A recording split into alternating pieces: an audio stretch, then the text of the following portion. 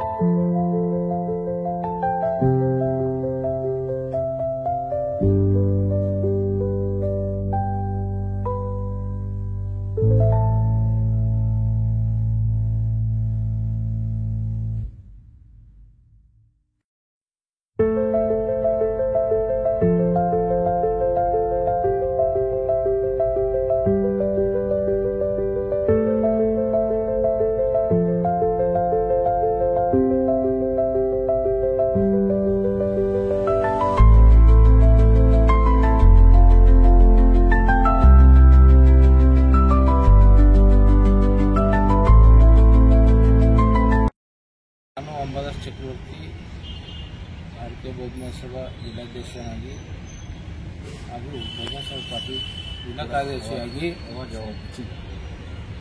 ಬಸವ ಕಲ್ಯಾಣ ತಾಲೂಕಿನಲ್ಲಿ KIDB ರೋಡ್ಗಳಾಗಲಿ, ನಾಲಿಗಳಲ್ಲಿ, ಬೀದಿ ದೀಪಗಳಾಗಲಿ ಇಷ್ಟು ಹದಗೆಟ್ಟಿದಂದ್ರೆ ಯಾರು ನೋಡೋರು ಗೊತ್ತಿಲ್ಲ. ಇಲ್ಲಿ ಶಾಸಕರಾಗಲಿ ಮತ್ತು ಸಂಬಂಧಪಟ್ಟ ಅಧಿಕಾರಿಗಳಾಗಲಿ ನೋಡೋರು ಗೊತ್ತಿಲ್ಲ. ಇಂದು ತಗ್ಗು ತೋಡಿದಂಥ ನಾಲೆಗಳು ಇವೆ, ಯಾರಿಗೂ ಓಡಾಡೋಕ್ಕೆ ಆಗ್ತಾಯಿಲ್ಲ. ಲಾರಿ ನಡೆದ್ರೆ ಲಾರಿ ಇನ್ನೇಕ ಅದೊಂದು ಯಾವ ರೀತಿ ಸಮಸ್ಯೆ ಇದೆ ಅಂದ್ರೆ ಲಾರಿ ಪಾಠಗಳು ಮುಟ್ಲಿರ್ತಾವೆ. ಮತ್ತು ಬೈಕ್ ಮೇಲೆ ಹೋಗೋರು ಯಾವಾಗಲೂ 2 ದಿನಕ್ಕೆ ಒಂದ್ಸಲ ಜಾರಿ ಬೀಳ್ತಾನೆ ಇರ್ತಾರೆ. ಪಾಪ ಅವ್ರ ಕೈ ಆಗಲಿ ಕಾಲಾಗಲಿ ಅಪಘಾತ ಆಗ್ತಾನೆ ಇರ್ತದೆ. ಇದು ಸಮಸ್ಯೆನೇ ನೋಡೋರು ಯಾರನ್ನೂ ಇಲ್ಲ. ನೀವೇ ನೋಡ್ತಾ ಇದ್ದೀರಲ್ಲ ಎಷ್ಟು ತೆಗ್ಗು ಬಾಂಗುಗಳಿವೆ. ಇವು ರೋಡ್ ಅನ್ಬೇಕಾ ಏನು ಯಾವ್ದಾರ ಕೆರೆ ಬಾಂಗ ಅನ್ಬೇಕಾ? ಇವು ಸುಮಾರು ದಶಕಗಳಿಂದ ಇದೇ ಪರಿಸ್ಥಿತಿಯಲ್ಲಿ ಎಲ್ಲರೂ ಬರ್ತಾ ಇರ್ತಾರೆ ಸಮಸ್ಯೆಗಳೇ ಯಾರು ಬಗೆಹರಿಸ್ತಾ ಇಲ್ಲ. ಮತ್ತು ಇದು ದೀಪಗುಡ್ರ ಇಲ್ಲಿ ನೈಟ್ ಡ್ಯೂಟಿ ಯಾರ ಲೇಡೀಸ್ ಆಗಲಿ ಓಡಾಡೋದಾಗಲಿ ಭಾಳ ಕಷ್ಟ ಇರ್ತದೆ. ಪೂರ ಕತ್ತಲಾಗಿರ್ತದೆ. ದೀಪಗಳು ಈ ಸಮಸ್ಯೆಗಳು ಕೇಳುವ, ನಾಲಿ ಇಲ್ಲ, ರೋಡ್ ಇಲ್ಲ. ಈ ರೋಡಿನ ಸಮಸ್ಯೆ ಕೂಡಲೇ ಬಗೆಹರಿಸ್ತಾರಂತ ನಾ ಏನು ಈ ಮುಖಾಂತರ ಎಲ್ಲ ಸರ್ಕಾರಕ್ಕೆ ಮನವಿ ಮಾಡುತ್ತೀವಿ. ಇದೇನೂ ಸಹ ಅದ್ರ ಬಗ್ಗೆ ಸಮಸ್ಯೆಗಳು ಅದಕ್ಕೆ ಸಂಬಂಧಪಟ್ಟ ಅಧಿಕಾರಿಗಳು ಹೇಳಿಲ್ಲ. ಮತ್ತು ಈ ಮುಂದೂ ಸಹ ಸಂಬಂಧಪಟ್ಟ ಅಧಿಕಾರಿಗಳು ತಿಳಿಸ್ತೇವೆ. ಒಂದು ವೇಳೆ ಅವರು ಕಾರ್ಯರೂಪಕ್ಕೆ ಜಲ್ದಿ ಆದಷ್ಟು ಮಟ್ಟಿಗೆ ತಂದರು ಸರಿಯಾದ ಮುಂದಿನ ದಿನಗಳಲ್ಲಿ ರೋಡಿನ ಸಮಸ್ಯೆ ಇಟ್ಕೊಂಡು ಅವು ಗಿಡ ಹೋರಾಟ ನಾವು ಕೈಗೊಳ್ಳತ್ತೀವಿ ಅಂತ ನಾವು